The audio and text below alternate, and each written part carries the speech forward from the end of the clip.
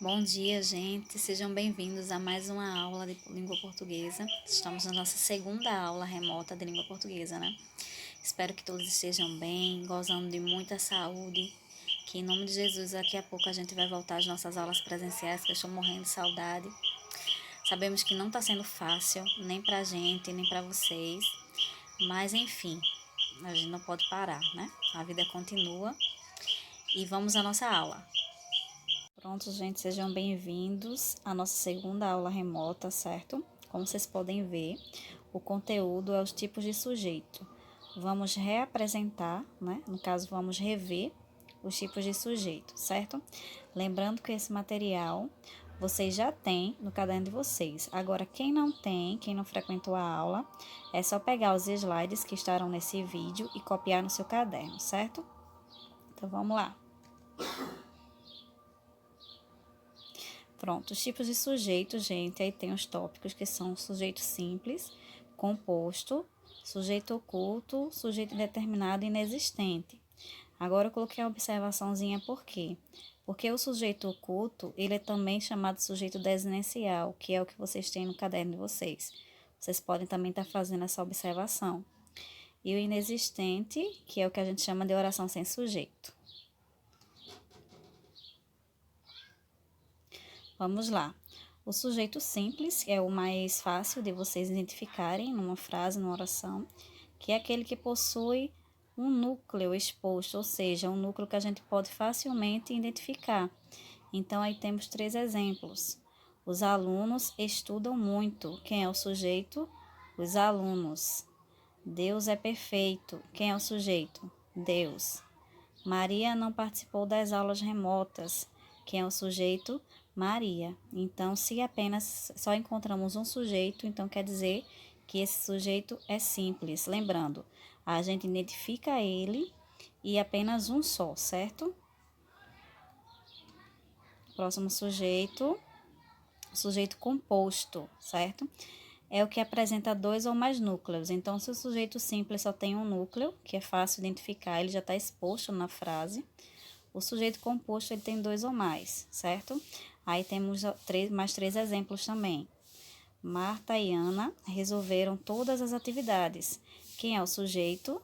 Marta e Ana. Como tem 2 pessoas, então o sujeito é composto porque ele tem 2 núcleos.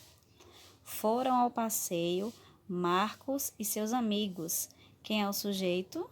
Marcos e seus amigos. Então temos mais 2 núcleos aí. Toby e Pichano são os meus animais de estimação. Quem são o sujeito? Toby e Pichano. Observem que no sujeito composto ou simples, gente, o sujeito não necessariamente só vai vir no início da frase, mas ele também pode vir no fim da frase ou até no meio, certo? Próximo sujeito. Vamos ao sujeito desinencial ou sujeito oculto, certo? É aquele que está implícito na desinência do verbo. Lembrando que desinência do verbo é o finalzinho do verbo, certo? É o finalzinho do verbo em que a gente vai, através dele, identificar quem é o sujeito, certo? Ele está implícito. O que é implícito? É como se ele tivesse escondido na frase. Então, a gente vai saber quem é o sujeito através do verbo, certo? Lembrando que desinência é o que a gente vai modificar do verbo. O radical é a parte que ela vai permanecer. Então, o que sobra após o radical, temos a desinência, certo? Então, vamos aos exemplos. Sinto muito ter chegado atrasado. Então, sinto. Por que sinto? Quem sente? Eu sinto, certo? Então, o eu, nesse caso aí, é a pessoa que está implícita, que está escondida através da desinência do verbo, ok? Vamos à próxima. Viajou ontem à noite. Quem viajou? Ele ou ela, certo? Então, ele ou ela está implícito na desinência do verbo que é implícito, é escondido, certo? Eu poderia colocar aqui, por exemplo, ó, ela viajou ontem à noite, viu só que ia combinar, que ia acertar, que ia dar tudo certo? Então, vamos à próxima. Dormisse até tarde. Quem dormiu? Tu dormisse até tarde. certo? Então, quando isso acontecer, a gente identificar quem é o sujeito através da desinência do verbo. Então, esse sujeito é o sujeito desinencial ou oculto, certo? Sujeito indeterminado. Esse sujeito ele já tem um pouquinho mais de regra, certo? Então, preste bastante atenção. É aquele que não aparece expresso na oração, nem pode ser identificado, ou porque não se quer, ou por desconhecer quem pratica a ação. Esse sujeito, gente, ele geralmente vai vir, como está dizendo, na terceira pessoa do plural, ou na terceira pessoa do singular. Por isso, não se sabe quem praticou a ação, quem fez o que a determinada frase está indicando. Então, quando a gente não souber identificar e tiver na terceira pessoa do plural ou no singular, então esse sujeito vai ser sujeito indeterminado, certo? Preste atenção. Então, ó, na língua portuguesa tem duas formas da gente identificar e determinar o sujeito. A primeira é aí, ó, colocando-se o verbo, o auxiliar, se houver locução verbal. Locução verbal é quando tem dois verbos, certo? O principal e o auxiliar. Na terceira pessoa do plural. Quem é a terceira pessoa do plural? Eles ou elas. Aí tem um exemplo que eu coloquei aí, ó. Telefonaram para você. Então, empregando-se também o pronome se, junto com os verbos intransitivos, transitivos diretos e a ligação, que é na terceira pessoa do singular.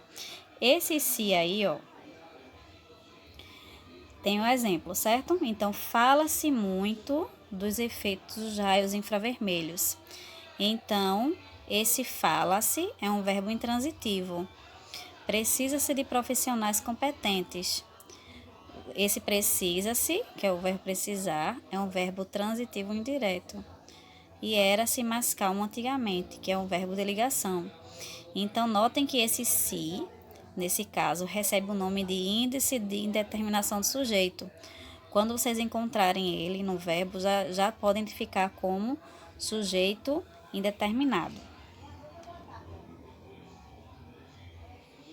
E vamos ao último, né? Sujeito inexistente, que é o que a gente chama de oração sem sujeito, certo?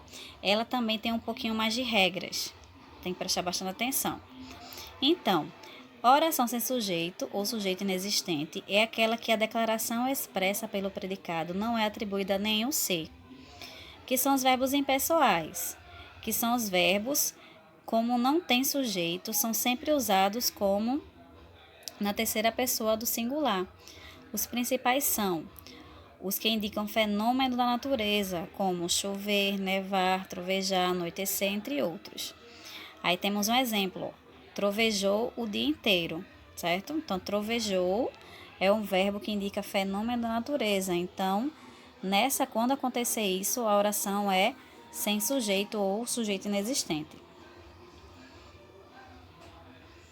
O verbo haver também, no sentido de existir. Temos um exemplo. Havia alunos por toda a escola. Então, esse havia é no sentido de existiam alunos. Os verbos também fazer, haver e ir, quando indicam tempo decorrido, ou seja, tempo passado. Aí temos 3 exemplos aí, um para cada um. Faz tempo que ele passou por aqui. Há meses fiz um curso de inglês. E vai para um mês que ele viajou para o sul, certo? Todos eles indicam tempo passado. E o verbo ser também, quando indica tempo. Já era muito tarde quando ele chegou do trabalho. Certo, gente? Então, ficamos por aqui. Até a próxima aula, se Deus quiser.